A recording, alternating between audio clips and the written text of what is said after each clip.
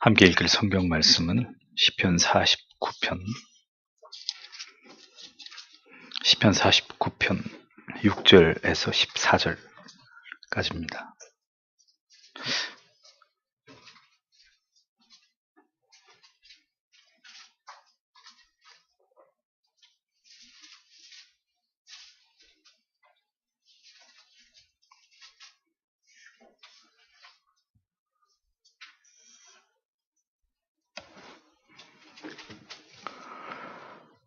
같이 읽겠습니다.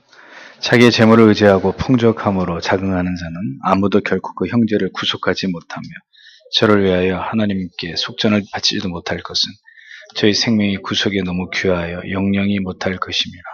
저로 영전하여 썩음을 보지 않게 못하리니 저가 보리로다.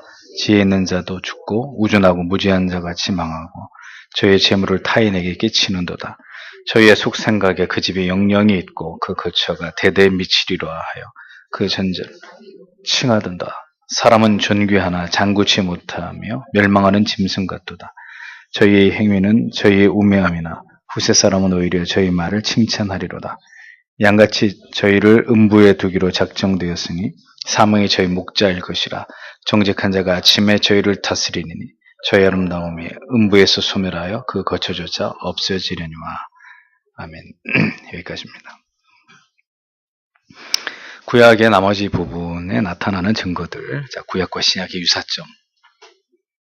신약의 성도들만 예수 그리스도를 믿고 바라보고 영생을 소망한 것이 아니라 구약의 백성들도 동일하게 미래적으로 메시아를 소망하고 또 영원한 하나님의 나라를 소망하면서 그 믿음으로 하나님을 경외했다는 사실을 칼빈이 계속해서 논증해 가고 있습니다. 15번째로 다윗에게 나타나는 증거입니다.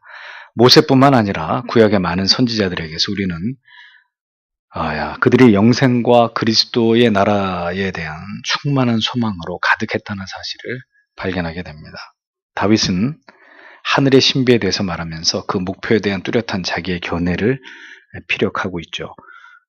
칼빈이 몇 구절을 그것에 대한 증거로 이야기를 합니다. 시편 39편 7절에 주여 이제 내가 무엇을 바라리요 나의 소망은 주께 있나이다. 시편 39편 12절에 나는 주와 함께 있는 나그네이며 나의 모든 조상들처럼 떠나나이다.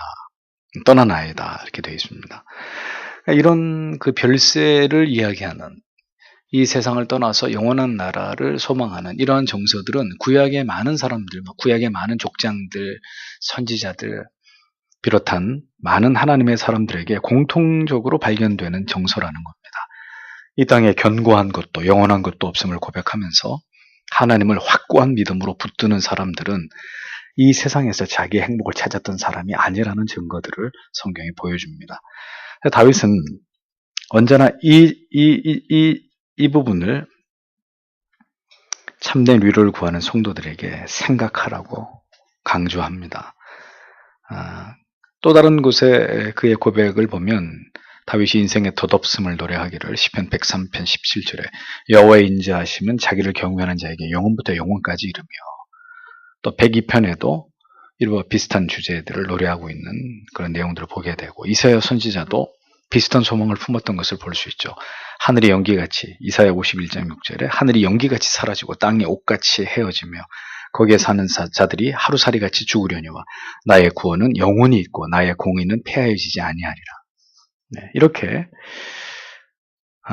구약에 등장하는 많은 사람들의 소망이 이 땅이 아닌 영원한 하늘에 고정되어 있었다라는 증거들을 칼빈이 계속해서 제시합니다.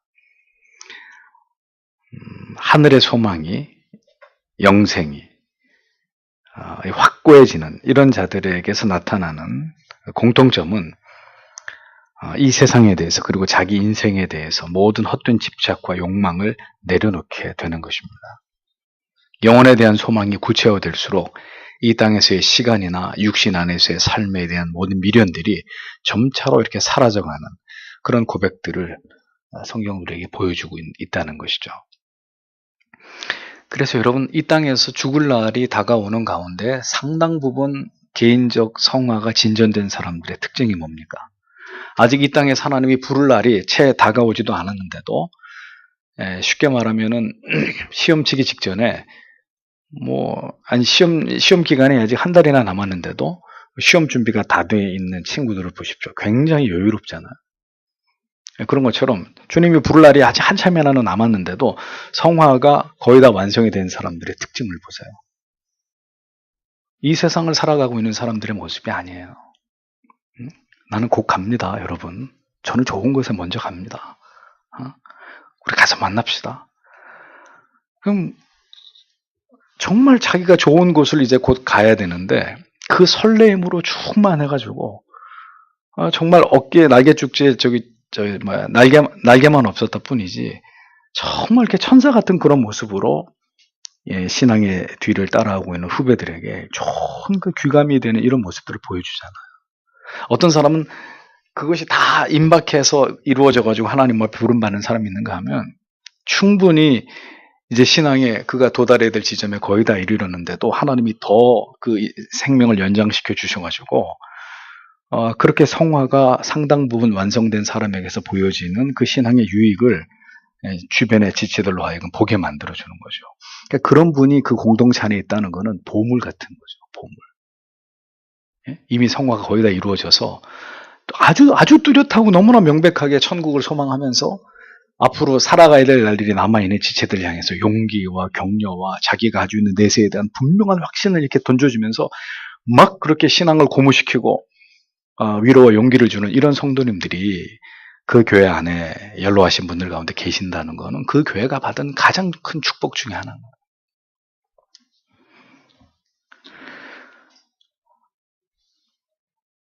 그래서 하늘의 소망과 영생으로 가득 찬 사람들 그런 모습을 보여주는 것입니다. 영혼에 대한 소망이 구체화될수록 이 세상에서의 시간, 육신 안에서의 삶 이런 미련들이 아주 점차로 이렇게 그 안에서 소멸되어가는 이런 모습들을 우리에게 보여주는 것입니다.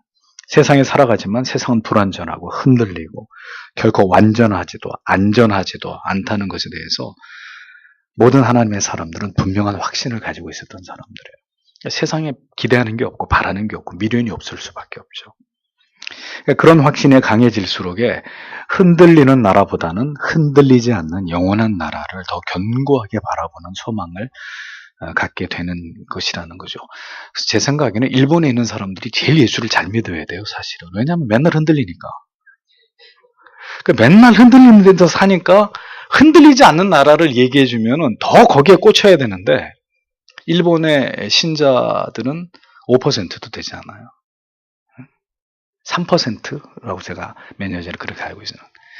그렇게 흔들리는 나라에 사는데도 흔들리지 않는 나라를 바라보지 못하는 것도 참 안타까운 일인 거죠.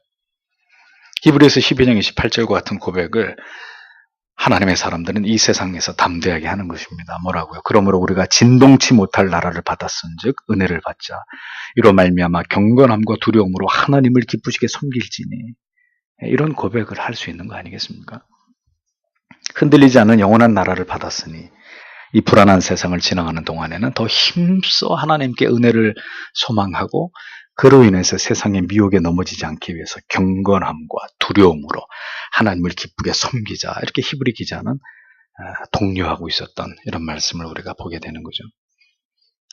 영원한 나라를 바라보고 소망하지 않으면서 하나님을 경외하지 않는 자가 없고 하나님을 경외하는 자 가운데 흔들리는 이 세상과 물질의 가치에 지나치게 집착하면서 마치 세상에서 영원히 살 자처럼 그렇게 욕심을 품은 자들이 존재할 수 없다는 것, 우리가 분명하게 기억해야 될 진리입니다. 16항. 자, 그럼 이번에 또 시편에 나타나는 증거들을 한번 이야기해 보죠. 시편에 나타나는 신자의 모든 번영에 대한 표현은 하늘의 궁극의 영광과 모두 이어지고 있고 그것에 적용되어 있다고 보아야 한다라고 칼빈이 얘기를 합니다. 이 부분은 뒤에 가서 칼빈이 더 자세하게 얘기하는데 시편에서 약속한 모든 신자의 번영, 이것은 이 세상에서의 물질적, 육체적 번영이 아니라 모두 궁극의 하늘에서의 번영, 하늘에서의 영원한 영광과 결합되어 있는 것이다. 시편 97편 10절에서 11절 그가 그의 성도의 영혼을 보존하사 악인의 손에서 건지시느니라. 의인을 위하여 빛을 뿌리고 마음이 정직한 자를 위하여 기쁨을 뿌리시는도다. 시편 112편 9절에서 10절. 그의 의가 영구히 있고 그의 뿔이 영광 중에 들리리로다. 악인들의 욕망은 사라지리로다. 시편 34편 22절. 여호와께서 그의 종들의 영혼을 속량하시나니 그에게 피하는 자는 다 벌을 받지 아니하리로다. 그러니까 궁극의 어떤 보상, 영혼, 참된 궁극의 기쁨, 이런 것들을 시편이 다 노래하고 있다는 거죠. 그 외 여러 구절들이 이와 같은 의미들을 담고 있는 것을 볼 수 있습니다. 그런데 왜 이와 같은 말씀들이 시편에는 자주 등장하는 것이냐? 하나님께서는 이 땅에서 하나님의 종들이 악인들의 욕심들로 인해서 괴로움과 고통을 당하고 죽임을 당하도록 허용하는 경우가 많기 때문이라고 칼빈이 얘기를 합니다. 무슨 얘기냐? 이 세상에서의 삶이 악인들로 인해서 당하는 서러움과 불이익과 고통이 너무 많으니까 그럴 때마다 그 악인들에게서 당하는 그 불이익과 핍박과 고통을 하나님의 사람들이 시편 기자가 뭘로 승화시켰다는 거예요. 영원한 나라, 하나님의 궁극적 그 나라에서의 보상, 이런 것들을 바라보고 그것을 승화시키는 과정에서 그러한 자기의 신앙을 많은 시를 통해서 하나님 앞에 올려드렸다는 거죠. 그 얘기를 하고 있는 것입니다. 근데 반대로 얘기하면 이 세상에서 전부 다 나를 사랑하는 사람들, 좋은 사람들 틈에서 너무너무 행복하고 부족함이 없다면 하늘을 그리워할까요? 천국을 소망할까요? 주여 여기가 좋사오니 이 행복이 영원토록 변치 않게 해주셨, 그럴 거 아니겠습니까? 칼빈이 얘기합니다. 하나님께서는 때로 성도들에게 모든 희망을 거두어가는 듯한 상황까지 몰고 가실 때가 있다. 제가 기독교 강요를 성경 다음으로 사랑할 수밖에 없는 것은 성경의 사상을 가장 정확하게 전달해주고 있기 때문입니다. 그러니까 칼빈의 이런 통찰은 지극히 성경적이고 현세 기복주의와 형통의 복음이 갖는 그 비성경성을 가장 적나라하게 고발하고 지적하는 이런 내용들이에요. 뭐라고요? 하나님께서 때로 성도들에게 모든 희망을 거두어가는 듯한 상황까지 몰아가실 때가 있다. 하나님의 사랑하는 종 사도 바울에게도 그렇게 하셨지만, 다윗은 신자들이 자신들에게 직면한 현실만을 바라볼 때면 하나님께서 이러한 이 땅에서 의로운 삶에 대해서 어떠한 보상도 베풀지 않으실 것만 같은 그런 극심한 마음의 흔들림에 빠질 수 있다는 사실까지 얘기합니다. 그걸 간구하지 말라고 얘기해요. 그러니까 이건 뭐냐면은 오히려 악인이 번성하고 막 자자손손 부를 누리는 이런 모습 때문에 신자가 때로 좌절과 절망을, 참담한 심정을 느낄 수도 있다는 것을 성경이 얘기합니다. 그 증거가 시편 73편에서 노래하고 있는 거죠. 악인은 저렇게 잘 먹고 잘 사고 형통한데 의인들은 왜 이 땅에서 이렇게 살아야 됩니까? 하나님, 저는 도저히 그 이유를 알 수 없습니다. 라고 하나님 앞에 그것을 질문하는 이 시인의 고백이 시편 73편에 나와 있잖아요. 그러니까 우리는 이 땅의 많은 그리스도인들은 어떤 공식이 머리 안에 딱 자리 잡혀 있냐면은, 우리는 예수를 믿으면 결국은 그래도 잘 되어야 되고 복을 받아야 되고 형통해야 된다, 이걸 절대로 포기하지 않으려고 하는 마음이 다 우리 안에 있단 말이에요. 그런데 다시 말씀드리지만 성경은 기어이 이러한 마음들을 내려놓을 것을 우리에게 요구하고 있습니다. 그렇게 하실 수도 있지만 분명히 그렇게 하시지 않을 수도 있는 하나님에 대해서 성경은 분명히 얘기하는데, 많은 거짓된 복음은 전자만 얘기하고 후자는 얘기하지 않는 거예요. 그래서 후자의 하나님이 우리의 삶에 나타날 때는 어떻게 돼요? 다 믿음을 떠나서 배도하게 되는 그런 문제에 이르게 되는 거죠.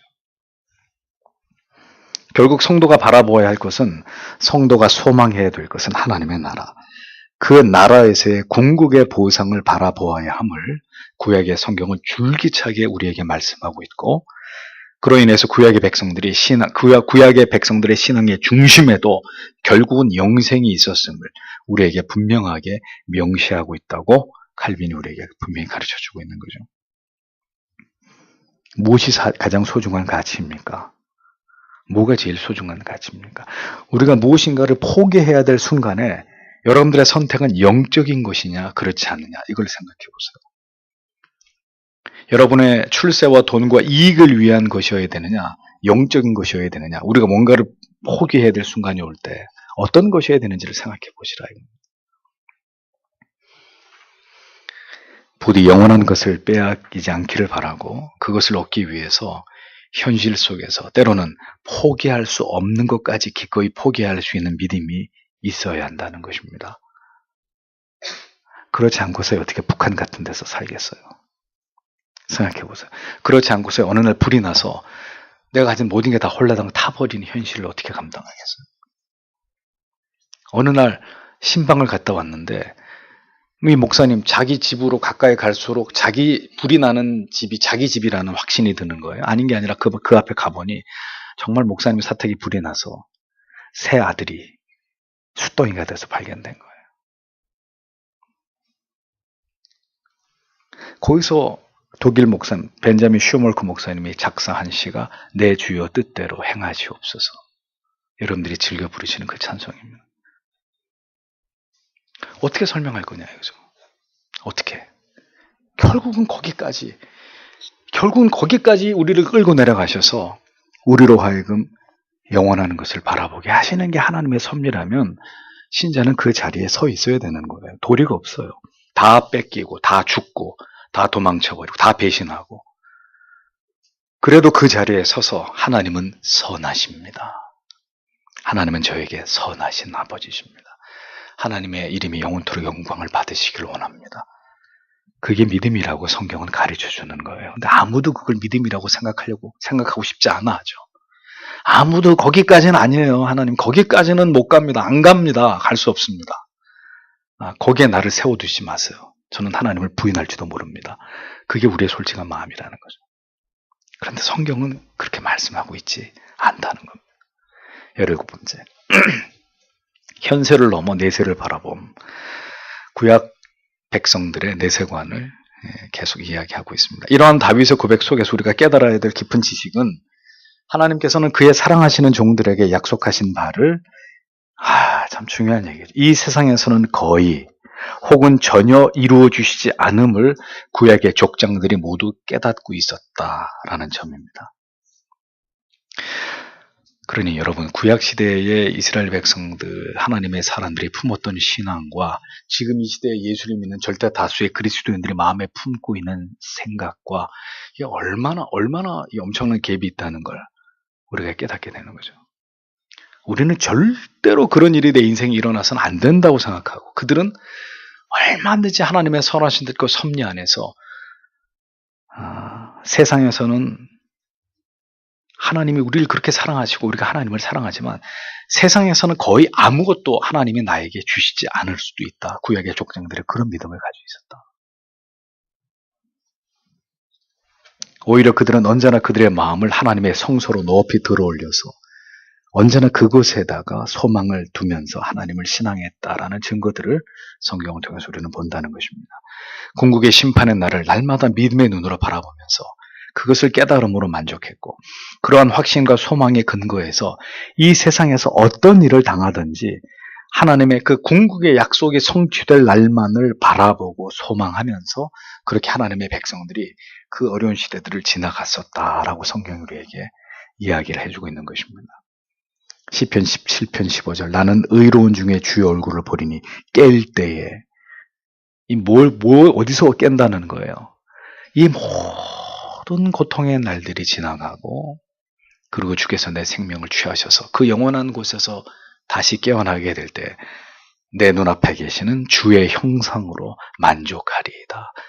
이런 기가 막힌 고백들을 구약의 족장들이 선지자들이 우리에게 남겨놨다는 것입니다. 이 외에 여러 시편의 고백들 속에서 이러한 신앙과 사상을 확인할 수가 있죠. 시인의 시선은 현실을 이 세상을 뛰어넘어서 철저하게 영원한 나라를 바라보고 소망하고 확신하고 있음을 확인할 수 있는 것입니다. 그래서 구약의 중심 사상 중에 하나가 뭐라고요? 하나님 나라 사상. 구약의 성도들조차도 이렇게 성경 속에서 분명한 내세 신앙을 수도 없이 노래하고 고백하고 있는 것을 성경이 우리에게 보여주고 있다고 칼빈이 그렇게 증언을 합니다. 우리에게 베푸시는 신령한 은혜가 무엇입니까? 이 세상에서 눈에 보이는 것들에 대한 보상입니까? 물론 그것도 성도 여러분 조금의 위로는 될 수 있습니다. 그게 전혀 위로가 되지 않는다는 게 아니에요. 하나님이 또 그런 위로를 안 주신다는 것이 아닙니다. 조금은 될 수 있어요. 그러나 하나님께서 성도에게 주고자 하시는 궁극의 위로는 가시적인 것, 세상의 형통과 물질의 축복만이 아닙니다. 뭐예요 그러면? Kingdom of God, 하나님의 왕국, 하나님의 나라. 우리가 받을 그 궁극의 기업, 결국 출애굽도 그 얘기야. 가나안도 그 얘기고. 구약 신약 사상 전체가 하나님의 나라를 노래하고 있는, 그걸 바라보라고 얘기하고 있는 거예요. 그러므로 이 세상을 지나가는 동안에 성경은 끊임없이 신자들에게 눈을 들어서 영혼을 바라볼 것을 주문합니다. 그래서 여러분 예배 드리기 전에 다 같이 우리의 마음을 높이 들어 올려서 보좌에 계신 주님을 바라봅시다. 이 제가 지어내는 말이 아니고요. 청교도들이 그렇게 예배 시작을 그러한 말로, 그러한 멘트로 시작을 했거든요. 이 땅을, 예배자들의 마음은 적어도 교회 와서 하나님을 예배하려고 할 때는 나를 바라본다든지 이 소망 없는, 대안 없는 세상을 바라봐서는 안 되고 우리의 영혼의 눈을 들어서 그 보좌에 높이, 보좌에 앉아 계시는 중보자, 우리의 유일한 소망 되시는 그분을, 그 나라를, 그 위대한 보좌를 바라보면서 주님 그 나라에 가기까지 그 나라에 속해 가고 싶지만 여기서 오늘 믿음의 사랑하는 지체들과 성도들과 이곳에서 예배함으로 우리는 그 나라를 기대합니다. 소망하고 바라봅니다. 그게 예배라는 거거든요. 그게 예배 정신이라는 거예요. 지금 정신이라는 거예요. 그래서 그 얘기를 하는 거예요. 먼저 예배하기 전에 우리의 마음을 들어올려서 보좌에 계신 주님을 바라보자. 성경은 끊임없이 우리가 세상을 지나가는 동안에 성도의 눈을 들어서 영원한 나라를 바라볼 걸 주문합니다. 현실이 암울하고 암담할수록 내 육신이 쇠약해지고 모든 것이 우리 뜻대로 되지 않을 때 기약 없는 기다림 속에서 인내해야 되는 시간들이 속절없이 지나가고 있을 때도 성도의 영혼은 견고하게 하늘에 고정되어서 이 약속을 바라보기를 간곡히 우리에게 기대하는 것입니다. 그 믿음이 있어야, 그 소망이 있어야 이 땅에서의 우리가 겪게 되는 모든 시련과 아픔과 재난과 슬픔까지도 넉넉히 이길 수 있는 것입니다. 여러분 생각해 보십시오. 눈에 넣어도 아프지 않을 사랑하는 자녀를 잃은 어머니를 이 세상에서 어떻게 위로할까요? 사업이 모두 망한 아버지의 그 무너져 내린 그 절망감에 우리가 무엇으로 소망을 불어넣을 수 있겠습니까? 진하게 실패를 경험하고 배신의 아픔을, 이별의 고통을 겪고 있는 사람들에게, 시한부를 선고받은 성도에게, 장애를 가진, 자녀를 가진 그런 가족을 평생 곁에서 지켜봐야 되는 그런 아픔 속에 있는 분에게 도대체 어떤 말이, 세상에 어떤 말이 위로가 되겠습니까? 어떤 말이면 그게 위로가 되겠냐고요. 자식을 잃어서 슬퍼하는 어머니를 붙들고 어떤 말로 그게 위로가 되겠어요? 위로는 하나밖에 없는 거예요. 영원한 나라, 그 나라에서 모든 눈물을 닦아주시는 하나님의 사랑, 그 궁극의 보상, 그 영원한 재회의 만남, 그것을 이야기하는 것 외에는 뭘로 그 슬픔을 이겨내게 하고 그 어려움을 지나가게 할 수 있겠냔 말이죠. 아니 무슨 죄를 그렇게 많이 졌길래 이 세상에서 그 사람은 한평생 장애로 살아야 되냐고. 그런 사람에게 복음은 뭐겠냔 말이죠. 아이가 팔이 잘렸는데 엄마 키가 자라듯이 여기 다시 팔 놔줘. 아이가 엄마한테 물어보는 거야. 가슴이 미어지는 거죠. 키가 자라듯이 엄마 이거 잘라줬어도 이거 다시 자라나죠. 이 손가락 끝까지. 아이가 그렇게 물어올 때 여러분, 우리가 이 세상의 언어로 다 설명되지 않는 지점에서 우리에게 찾아온 그런 고통이든 고난이든 모든 슬픔, 그럼 그 다음은 어떻게 해야 되냐고요? 죽어야 돼요? 죽는 거 외에는, 여기서 이 고통에서 벗어나는 길은 죽는 자살 외에는 없다. 그러고 옥상으로 올라가야 되는 거예요? 아니잖아요. 그럼 왜 하나님이 우리에게 그런 지점을 지나가게 하느냐? 우리를 왜 그 앞에다 세워두시느냐? 이 벼랑 끝에 왜 우리를 세워두시느냐? 그 나라가 있다. 너의 그 모든 것들을 보상받을 수 있는 영원히 빛나는 곳이 있다. 이 세상에서, 잠시 지나가는 이 세상에서 그 영원한 나라를 바라보고 나와 함께 내가 시마다 때마다 너를 붙들고 너를 위로하고 너에게 새 힘을 주는 나를 의지해서 이 세상의 그 짧은 시간들을 속히 지나가고 영원한 나라로 들어와서 나와 함께 영생을 누리자꾸나 하나님의 뜻이 거기 있는 거 아니겠습니까? 그래야 위로가 되죠. 적어도. 그래야 거기서 소망을 발견하죠. 그래야 살 이유가 생기죠.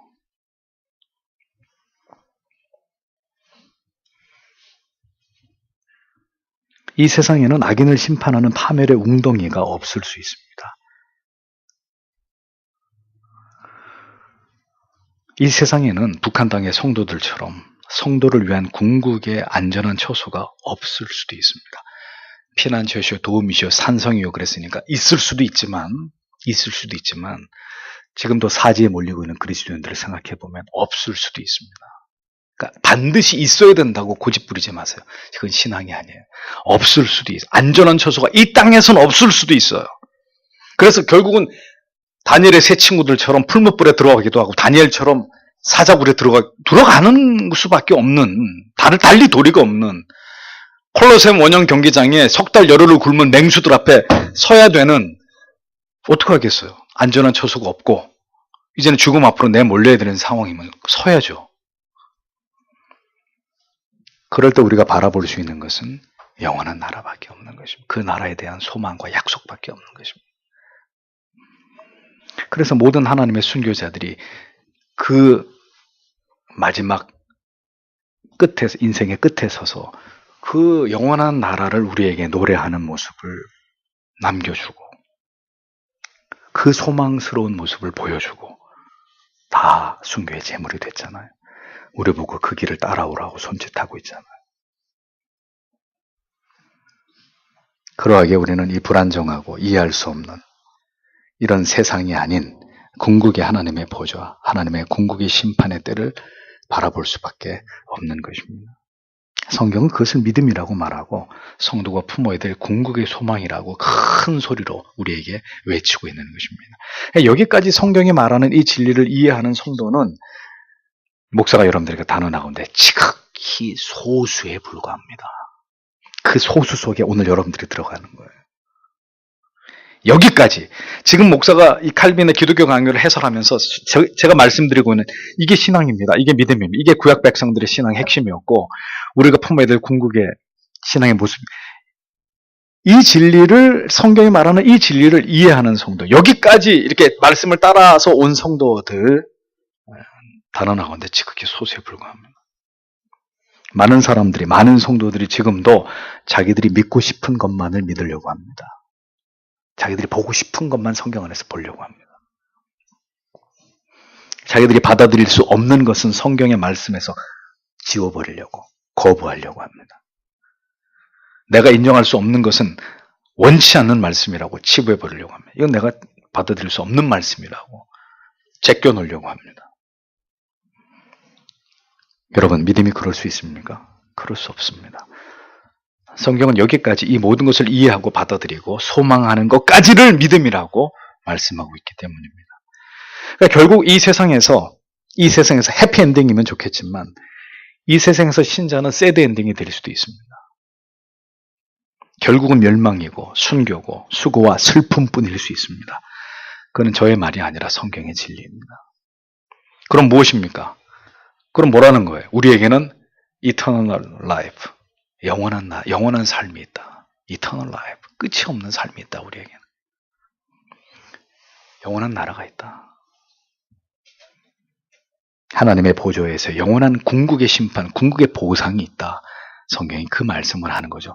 그래서 부자가 천국에 들어가기 어렵다. 왜? 보이는 가치 때문에 영원히 보이지 않는 가치를 추구할 기회를 잃어버릴 수 있는 가능성이 상당히 농후하기 때문에 자유와 풍요와 절대적 권력과 이 세상에서 많은 것들을 가진 사람일수록에 그 보이는 가치들 때문에 보이지 않는 가치들을 추구하고 거기에 천착하면서 살아갈 수 있는 기회를 그만큼 더 세상에서 빼앗기고 잃어버릴 수 있는 가능성이 크기 때문에 부자가 천국에 들어가는 게 낙타가 바늘귀 들어가는 것보다 어렵다고 말씀하신 것입니다.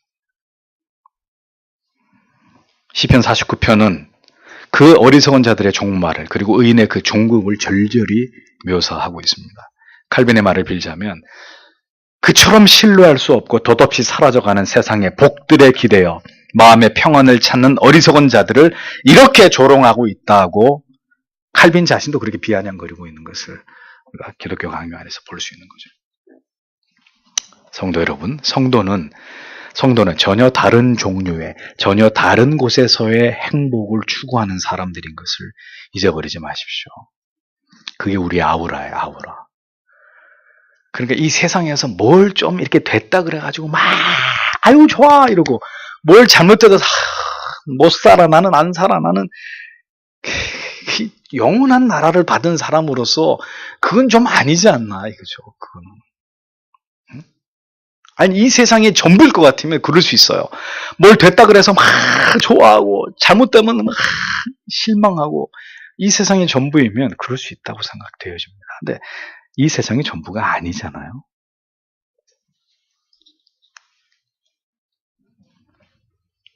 이 땅에서는 주어지지 않습니다. 부활의 영광과 그 비밀을 아는 사람들에게만 허락되는 것입니다. 새로운 세상이 열릴 때, 그곳에서 전혀 새로운 아침을 맞이하게 될 때, 그때 우리에게 주어질 것들입니다. 우리가 얻고자 하는 것은 그것입니다. 여러분, 목사 입을 통해서 이런 이야기를 자주 듣는 것을 행복하게 생각하십시오. 이 시대의 교회는 천국과 지옥 얘기를 거의 하지 않습니다. 거의 하지 않습니다. 그러니까 거의 그런 것들에 대해서 생각하지도 않고, 성도들은 그것을 사유하지도 않습니다. 따라서 내세에 대한 소망, 이런 것들은 까마득하게 머릿속에서 사라진 지 오래인 그런 이상한 정체불명의 신앙생활을 하고 있는 사람들이 부지기수입니다. 그저 눈에 보이는 이 세상, 여기서의 복, 그게 전부인 그 사람들이 신자면 여러분들이 신자가 아니고, 여러분들이 신자면 그 사람들이 신자가 아닌 거예요.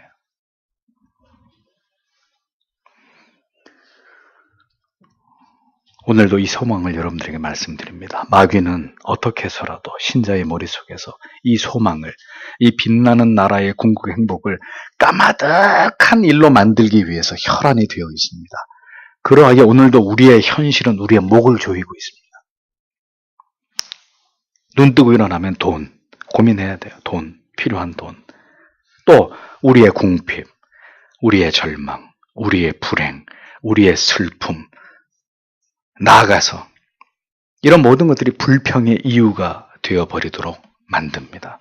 그렇게 오늘도 이 현실을 가지고 성도의 목을 조이면서 영원한 세상에서의 궁극의 보상 따위는 깨끗이 잊어버리고, 지금 어떻게 살 거야? 그래서 지금 당장 이 문제 어떻게 할 건데? 응? 뭘 말라 죽을 천국이야, 천국은. 그런 생각 하지 말고 지금 당장 어떻게 할 거냐고, 지금 당장. 이 문제 해결하라고. 황금으로 만든 유혹의 실과를 그놈의 사탄은 지금도 우리에게 내밀고, 어떻게 할 거야? 딸 거야 말 거야? 이거 줘 말어. 우리를 시험하고 있습니다. 오늘도 이 말씀을 듣는 우리 모두의 마음에 이 영원한 내세의 소망과 그 영광의 바라봄이 더 분명해지고 우리 안에 뚜렷해지기를 소망합니다. 꼭 그렇게 되셔야 됩니다. 그렇게 되셔야 그가 하나님의 사람이기 때문입니다. 기도하겠습니다.